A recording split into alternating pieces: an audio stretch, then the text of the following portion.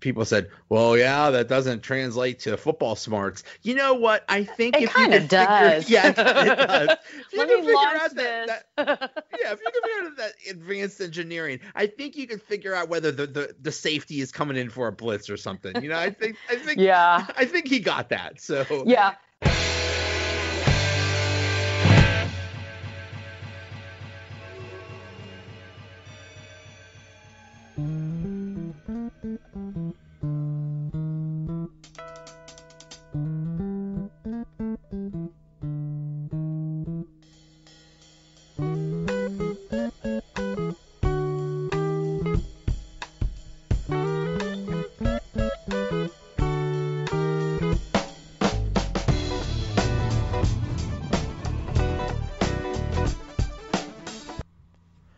what's going on, everybody? Welcome to another episode of the Donut Bag, part of the Pulse Podcast Network and the Pod Hub Network. In this episode, I talked to Ralph Cindrich.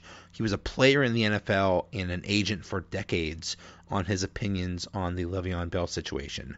Then I recap the big Steelers win over the Panthers with Lindell Whirling of Fangirl Sports Network.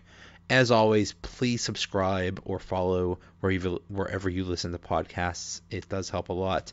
The Donut Bag starts right now. Okay, since the Le'Veon Bell situation has basically dominated Pittsburgh sports talk for the last several months, I thought it would be best to have the perspective of a former agent and player. My next guest is Ralph Cindrich. He is part of the University of Pittsburgh all-time football team, former NFL player, super agent, and author of the book NFL Brawler, a player turned agent's 40 years in the bloody trenches of the National Football League. Ralph, how are you? I'm doing well, and thank you for having me on, Joe. Oh, thanks for being on. So, this whole Le'Veon Bell situation, I know you don't have any insider knowledge or anything like that, but just from your view, how do you think that whole situation has gone down? Do you think Bell has handled it right, or what do you think? Terrible. But anytime you have a player hold out, you're going to have the public say terrible. And I have had more than my share of holdouts. So you can point the finger at me. But here, what's the advantage? Tell me what you're gaining. I mean, right now, he can't go in and get a higher contract or anything else. And he's missed all this money, which is extremely hard to make up. It's this just wasn't well thought out by him, in my opinion. Who knows what his problems are and whether this guy will come in ready to play. So this puts a dent in his career, in my opinion, simply because other teams are going to look at this and say, what kind of character are we bringing into our organization, especially if you're a winning organization. If you're losers, if you're the Miami Dolphins or even the Cleveland Browns or whatever, bring them on. Anything can help. But if you're going for a championship or whatever, you need players who are going to work with the team for that goal and be a teammate. This guy's not a teammate. So do you think he is going to report next week?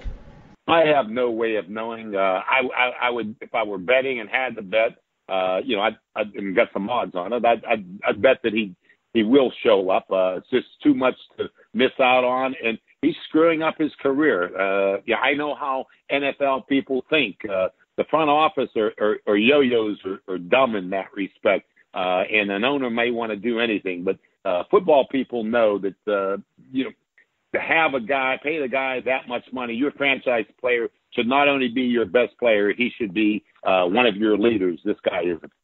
Yeah, it's just it's just amazing. I think everybody is saying the same thing. That just like we were just floored at the beginning of the year when he decided to sit out. And I just saw that he has forfeited $8.5 million. Yeah. Yes. Yeah. It's hard to make that money up in the NFL. Who do you think is calling the shots here? Do you think it's this is what the agent wants, or what Bell wants, or who knows? I think it's what Bell wants. I mean, it's the player. The player is the one that has to go through each week without suiting up and going out there and playing and watching his team out there playing. And I do think that Bell is a little oblivious to all of that. And, certainly as the coach, that concerns you. You look at what the Steelers are doing right now. They're doing it as a team, all together. Everybody has everyone's back. They started off slow, and they're going strong now. Now, if I were the coach, I'd still want to have this guy. I might bring him back only as a wide receiver unless something happened, or just spell him infrequently at running back unless something happened to Connor. But otherwise, the guy that has that type of ability is a dual threat, and put him there. But you don't want to mess too much with Connor right now. Yeah, that's another big thing is, how is it going to affect the team? Connor has just looked so good, and this perspective could not have worked out better. They saved all that money, and they got just as good, if not better, production from James Conner, who's making a lot less. So this has worked out perfectly for the Steelers. Yeah, I don't think there are any complaints there. And when I saw Conner at the beginning of the year, I just thought him a decent running back who is just filling in, and why not? But where this guy has come from that time, where he is right now, is just phenomenal. And, he should be an all-pro back. Yeah. You were not only did you play at the University of Pittsburgh, you're part of the all-time football team. Do you still follow Pitt? Oh, sure. I think you always follow Pitt, and love to see when they're out there and they're doing great things. And, it was, for me, going to Pitt at the time that I did was not it was not a good school football-wise, but it was good in every other respect. And it carried me on, and everything that I have, I always look back and say, it was because primarily of where with the college, and that was the University of Pittsburgh. Where do you stand on the whole stadium thing? Do you like that the stadium is off campus? At Pitt, no, I do not. I loved being able to go up the hill and walk down, and everybody else. The first college game I ever did see, and maybe my only one until I played, was Pitt versus Navy when they were undefeated, I believe, and they tied. And Roger Staubach, I believe, was the quarterback. It goes back a few years, but in any event, it was one of my first experiences. Loved being able later on to climb up that hill to go. There was just something special about it. Yeah, it's weird that the stadium is so far from campus. When you were an agent, and you were an agent for what, 200 or 300 players? Yes, probably that. I mean, a lot of those guys. 1 year, for example, I had maybe 75, 80 players that I represented. Of those, there may have been 10 to 15 that were free agent types that maybe could stick, and what you try to do is to place them, but also have the solid guys who made up the core of my sports agency, and the guys who kept you alive. One thing about the players out there, you make money and are able to survive as an agent with your better players, with your star players. It's okay, fine to have the lesser guys, but those guys got to stick and hit some big contracts for you as an agent to be able to compete with all the other agents out there and all the shady things that are going on. With a player, how does the relationship work? Is it that they listen to everything you say, or they don't listen to you at all, or is it somewhere in the middle, or is it different for everybody? I think it's different for everybody, but I think for the vast majority of players I represented, they listened to me. Certainly all the ones where I sat down with their moms and dads and looked them in the eye and said, I'm going to make decisions for your son as I would for my son. And I never changed on that. I always held that in my mind. What would I do if this player were my son? Feeling that I could make no mistakes.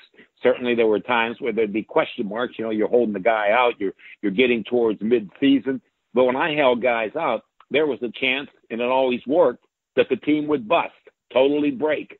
And when a team breaks, you smell it right away. And when you smell it, and someone's telling the GM, you got to get it done, and it's the owner and the other people, you just don't move. You sit back and smile and say, I got you now. You wanted to play hardball with me, right? You wanted to hold on tight.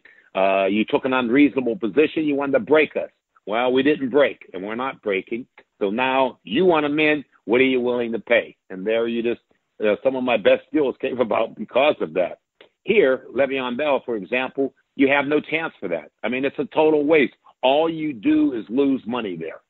Did you ever have a player that held out for an entire year? Yes, but I didn't represent him at the beginning of it. I was president of International Management Group, IMG Football. That was Mark McCormick's group, and it was a big group. And I inherited a situation in San Diego, and the guy, the GM in San Diego, was a complete ass, even when I dealt with him. But at this time, it had gone way too far. There was just an acrimonious relationship between the player and the club, and I was in it, but I jumped in. I didn't like the GM there anyway, but there was not much I could do to rehab that situation. So that was the only time. I did have guys that went down to the trade deadline. October. Usually it was October 13th, right in around that time. I recall that because that's my son's birthday. When you did have negotiations with teams, was it mostly with their GM, or did the coach ever get involved, or the owner, or who did you mostly talk to? Yeah, sometimes the owner would get involved. Mostly it was the GM, never the coach. Bob Irsay, for example, and it's a chapter in my book, NFL Brawler. Bob and I went toe to toe, and I broke the cardinal rule that you had when you negotiated with him, and that was to never drink with Bob. They say he was a drunk and a bad drunk, and if you were there past noon, you were going to get in trouble. But we went on a negotiation for a quarterback, Craig Erickson, out of Tampa Bay, and it had gone on to where I was refusing his calls, and finally someone called me to make arrangements for me to come in. He picked me up in his airplane, and I went in and negotiated with him, and ended up before the deal was done having shots with him and getting drunk, and we met the next morning, and in a half an hour got the whole thing done, and he had an outstanding contract. It seems like experience is really key. If you know the people you're negotiating with and know their strengths and weaknesses, that seems like it really helps a lot.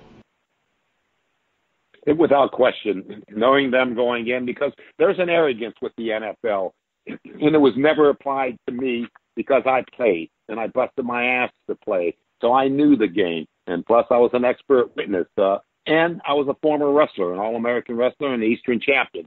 So when I went into them, you never heard that shit about them throwing me out of their office or doing this or that or making a threat on me. It was generally, I'm not saying I'm proud of this, but it was generally me doing that. I was the one. I just wasn't intimidated. I wasn't afraid. And when you got into the football part of it, no one that I dealt with, in my opinion, knew more football than me, simply because I didn't play against or I didn't face anyone who played in the NFL, was also an attorney, and had done it from my side or whatever, or really just played in the NFL and was an attorney. And I thought for those reasons, I had an advantage. It may sound arrogant or whatever else, but it was something that I carried with me going in, and quite frankly, the NFL clubs knew it, and I wanted them to know it.